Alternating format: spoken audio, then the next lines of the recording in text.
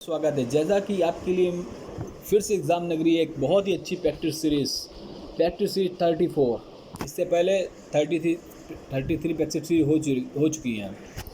मैंने आपसे वादा किया था कि मैं आपके लिए कवियों के उपनाम और कवि का जन्म स्थान, अभी तो मैं आपके लिए बहुत ही लेटेस्ट मोस्ट इम्पॉर्टेंट क्वेश्चन लेकर आऊँगा। कवियों पात्र कौन सी कवि की कौन सी उपन्यास या कहानी में कौन सा पात्र है और कौन सा पात्र फेमस है, वही क्वेश्चन लेके आऊँगा। जो क्वेश्चन में हिंदी के जितने कम्पिटिटिव एग्ज़ाम होते हैं, टीजीटी पीजीटी हो या डीएसएसबी का हो या यूपी टेट सुपर टेट या शिक्षक भर्ती अन्य राज्य प्रदेश के एग्ज़ाम हो, जो बहुत इंपॉर्टेंट हर एग्ज़ाम में रिपीट हुए हों, वही क्वेश्चन आपके लिए लाऊंगा कि आपको ज़्यादा ना मेहनत करनी पड़े, मेरी रहे और सिर्फ याद आपको करना पड़े। मेहनत मेरी रहे, आपको याद करना पड़े और आपका सिलेक्शन पक्का हो। इसीलिए मैं इसको सिलेक्शन दिलाने वाली सीरीज़ कहता हूँ। अगर आपने इसकी 33 मतलब 33 सीरीज़ ना देखी हो तो जल्दी से जाकर चैनल पर 33 सीरीज़ देखिए। अगर नहीं देखेंगे तो भैया आप पछताएंगे, क्योंकि इसमें एक क्वेश्चन बड़ी मेहनत का है और एक लेक्चर जो मैंने दिया है, टॉपिक वाइज समझाया, चाहे वो हिंदी साहित्य का इतिहास हो, हिंदी साहित्य का काल विभाजन गिरसन द्वारा हो, और चाहे आदिकाल हो, आदिकाल के नाम किसने किसको आदिकाल कहा, रामचंद्र शुक्ल के बारे में हो, उनके इतिहास कहानी लेखक उनके कथन पंक्तियाँ हों, मतलब हर टॉपिक को मैंने छुआ है। किसी को मैंने ऐसा नहीं, हर टॉपिक से जो इम्पोर्टेंट जो आपके एग्ज़ाम में बैठे और आपको वो न मिले, ऐसा हो ही नहीं सकता। कथन पंक्ति हो जो इम्पोर्टेंट, वो भी मैं लेके आया आपके लिए। कुछ भी हो, आप एग्ज़ाम में बैठे तो सिर्फ आपका माइंड और आपका पेन सही आंसर में आंसर टिक करे और सिलेक्शन ले, यही एग्ज़ाम नगरी की कामना है। तो आप देर न करते हुए, अगर आप चैनल पे नए हैं तो चैनल को जल्दी से सब्सक्राइब कर दें, लाइक कर दें और फिर शेयर कर दें। सब्सक्राइब तो करना ज़रूरी, सब्सक्राइब करेंगे उसके बाद बेल आइकन दबा दें, क्योंकि सब्सक्राइब करेंगे तभी मेरी जो भी क्लास होंगी टीजीपीटी हिंदी से रिलेटेड, जो हर एग्ज़ाम में आपको फ़ायदा देंगी, चाहे शिक्षक भर्ती हो, चाहे डीएसबी हो, टीजीपीटी कोई भी एग्ज़ाम हो। लेकिन टीजीपीटी लेके चल रहे हैं, इसलिए चलते हैं कि हाई लो लेवल सभी दोनों लेके चलते हैं। ये ऐसी क्लास में बनाता हूँ कि आपको हर एग्ज़ाम में, चाहे लेखपाल हो, चाहे फॉरेस्ट गार्ड, चाहे वीडियो हो, चाहे ARO सब में आपको फ़ायदा पहुँचाएगा। इसके लिए देर ना करते चैनल सब्सक्राइब करें, लाइक कर लें, जिससे आपको क्लास से तुरंत मिले और उसके साथ साथ रोजगार संबंधी, शिक्षक भर्ती संबंधी या कोई भी विद्यार्थी जीवन से जुड़ी न्यूज़ हो वो आप तक पहुँचे। यही एग्ज़ाम नगरी का मेन उद्देश्य है। तो इस सीरीज़ को थोड़ा सा इम्पॉर्टेंट सीरीज़ मैंने बहुत ही अच्छे चुन क्वेश्चन रखे, तो थोड़ा सा मैराथन टाइप की मैंने बनाई है। तो देखिए, बहुत जल्दी समाप्त करने की कोशिश करूँगा। अंत तक देखिए, पेन कागज़ लेकर बैठ जाइए, लिखिए। अगर नहीं लिखना चाहते तो एग्ज़ाम नगरी के टीजीटी पीजी टेलीग्राम में जुड़ जाइए, या यूपी SSC पेट वाला टेलीग्राम, उस पर जुड़ जाइए, आपको PDF मिल जाएगी। चलिए स्टार्ट करते हैं। हिंदी साहित्य के वस्तुनिष्ठ प्रश्नोत्तर। कहानी तीसरी कसम, जिस पर फिल्म बन चुकी है, किसने लिखी है? तो भैया, जिस पे फिल्म बन चुकी है कहानी, तीसरी कहानी, तो किसने लिखी है?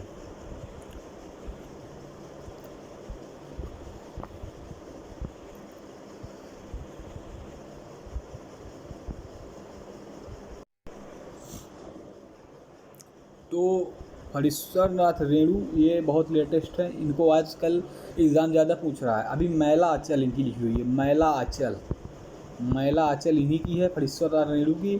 ये यूपी फॉरेस्ट गार्ड में पूछा गया था। भाई यूपी जुड़ी है तो यूपी फॉरेस्ट गार्ड पेपर अभी हुआ था। मैंने पूरा हिंदी का पेपर आप सबके लिए इसलिए कराया है कि अगर एग्ज़ामिनर ऐसे भी क्वेश्चन, ऐसे भी साहित्य और ऐसे उठा के देता है तो आपके लिए फ़ायदा हो। तो मैला आंचल पूछा था, मैला इनमें से कौन सी प्रेमचंद की नहीं है, तो जो मैला आंचल थी नहीं थी, वो हरीश्वर नाथ रेणु की थी। चलिए, हाँ। हिंदू मग पर पाँव न रखियो का बहुत जो हिंदी भाख्यो पंक्ति है भैया, किसकी है? ये नूर मोहम्मद की। अगर चैनल पे नया है तो जल्दी सब्सक्राइब करिए, लाइक करिए, शेयर बटन दबा के इस वीडियो को इतना शेयर करिए कि ये वीडियो हर उस व्यक्ति के पास पहुँचे जिसकी इसकी ज़रूरत है। और सब्सक्राइब इतना कराइए कि आपका ये चैनल आपके लिए उतने ही वीडियो इंपॉर्टेंट क्वेश्चन सीरीज़ लेकर आए जिससे आपका सिलेक्शन हो सके। रीतकालीन कवियों को बताएं। तो रीतकालीन मैंने देखिए, मैंने आगे बोला कि हिंदी साहित्य इतिहास, हिंदी साहित्य काल विभाजन हो, आदिकाल हो, भक्तिकाल, निर्गुण, सगुण और रीतकालीन। यहाँ तक बहुत ही अच्छा लेक्चर दिया है, आपने नहीं देखा हो तो देख सकते हैं, और उसके प्लस मॉक टेस्ट अलग। तो रीतकालीन कवियों जिसमें रीतबद्ध, रीत सिद्ध, रीत मुक्त बहुत अच्छा पढ़ाया है। आप जाकर देखिए वीडियो के बैक में जो वीडियो पढ़े हुए हैं, और उनको जाकर देखिए चैनल पे। कवियों की श्रेणियों में किस विद्वान ने विभाजित किया भैया? डॉक्टर विश्वनाथ प्रसाद मिश्रा। किस विद्वान ने आदिकाल को जय काव्यकाल कहकर पुकारा भैया? रमाशंकर शुक्ल। भैया इनको हम कहते हैं रसाल। पूछ लेता कभी कभी एग्ज़ाम में आया क्या 2000 TGPG 2021 का मैंने पूरा क्वेश्चन 125 क्वेश्चन हल कराया। अगर आपने नहीं देखा तो देखिए, व्याख्या सहित है, उसमें भी एक उपनाम पूछा गया। तो रसाल पूछ ले, रसाल किसका उपनाम है? क्वेश्चन दे देगा 4 कवि, जिसमें डॉक्टर रामशंकर शुक्ल, रामचंद्र शुक्ल ऐसे डाल देगा, तो जिसमें आपके रामशंकर शुक्ल जो है, इन्हीं को रसाल कहते हैं। ठीक है। मैं जगजीवन का भार लिए फिरता हूँ, फिर से जीवन में प्यार लिए फिरता हुआ। क्या पंक्ति है? मैं जगजीवन का भार लिए फिरता हूँ, फिर मैं जीवन में प्यार लिए फिरता हूँ। भैया पंक्ति में कौन सा अलंकार है? ये जो पढ़ रहा हूँ ना, ये बहुत बार रिपीटेड है, बहुत बार आया है। तो विरोधाभास अलंकार, ठीक है, याद कर लीजिए। जायसी कृत चित्र रेखा नामक ग्रंथ का नायक, अभी मैं बोला था नायक नायिका के लेकर आया हूँ, हर वीडियो में मेरे नायक नायिका 1-2 क्वेश्चन रहते हैं उपनाम से इनके भी। तो भैया जैसी का चित्ररेखा का नामक ग्रंथ कौन सा का नायक है भैया? अगर ये पूछता है, वेरी इंपॉर्टेंट सभी क्वेश्चन हैं, क्योंकि सभी क्वेश्चन चुन कर लाए गए हैं एग्ज़ाम की दृष्टि से देखते हुए। इसलिए मैं कहता हूँ पूरे प्रैक्टिस सीरीज़ देखिए, एक भी मत छोड़िए, पूरे लेक्चर देखिए। राजकुमार पीतम है नमक ग्रंथ का नायक। इनमें से रीतकाल का आदर्श काल कौन है भैया? 1650 से 1850 ईस्वी। विद्यापति ने अपभ्रंश को क्या कहा है? वेरी मोस्ट इम्पॉर्टेंट, देशवाणी। बच्चन जी पर फारसी के किस कवि का प्रभाव पड़ा भैया? बच्चन जी पे किससे पड़ा? उमर खयाम। विद्यापति के पदों में प्रधान रस है भैया श्रृंगार रस, ठीक है, श्रृंगार। सचेतन कहानी का प्रवर्तन कब और किसने किया? 1964 में महीप सिंह ने। जायसी के पद्मावत काव्य को माना जाता है समसोक्ति माना जाता है। सूफी शब्द व्युत्पत्ति, भैया जायसी अगर आ गया तो इनके बारे में फिर रिपीट करा देता हूँ। ये किस धारा के हैं? भक्तिकालीन धारा के हैं। भक्तिकालीन में किसमें? निर्गुण भक्ति धारा। निर्गुण में किसमें? सूफी संत काव्य, सूफी काव्य धारा के। पद्मावत इनका है, नागमणि का विरह वर्णन है, ठीक है। चलिए, सूफी शब्द की उत्पत्ति और जायसी कहाँ पैदा हुए भैया? जायस नगर। कहाँ पे? जायस नगर, उत्तर प्रदेश में। अभी इसके 33 वीडियो इसी की है और 32 उपनाम की है, ज़रूर देखिए। सूफी शब्द की उत्पत्ति किस शब्द से अधिकाधिक मान्यता मिली भैया? सूफ से। राजकुमार वर्मा ने जायसी के गुरु बताया है। किसने? रामकुमार वर्मा ने सैयद मोहिउद्दीन को बताया है।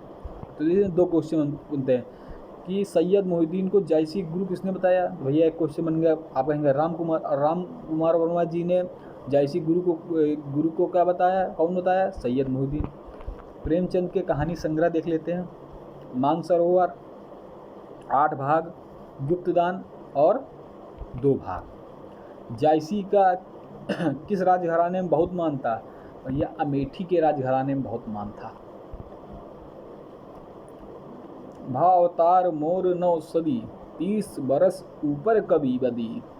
यह पंक्ति किस कवि ने अपने जन्म के बारे में कहा? तो भैया ये मलिक मोहम्मद जायसी ने कहा। फिर निर्गुण भक्ति धारा के सूफी काव्य धारा कवि हैं। उस समय मैं हाट बाजार में जाना छोड़ कर मेरे पढ़े पढ़े मृगावती और मधुमालती नाम की पोथियाँ पढ़ा करता था। यह कथन किसका है भैया? बनारसी दास जैन जी का है। एक एक इम्पॉर्टेंट है भैया, पेन कागज़ लेके बैठ जाइए अगर सिलेक्शन लेना है, एग्ज़ाम बहुत नज़दीक है। जादुई यथार्थवाद शब्द का सबसे पहले प्रयोग किसने किया? तो गार्सिया मैक्रोवेच ने किया। सूफी परंपरा में कितने हिंदू कवि हुए भैया? सूरदास पंजाबी। एक। पद्मावत के सभी पात्र किस रूप में हैं? वेरी इंपॉर्टेंट, प्रतीक रूप में।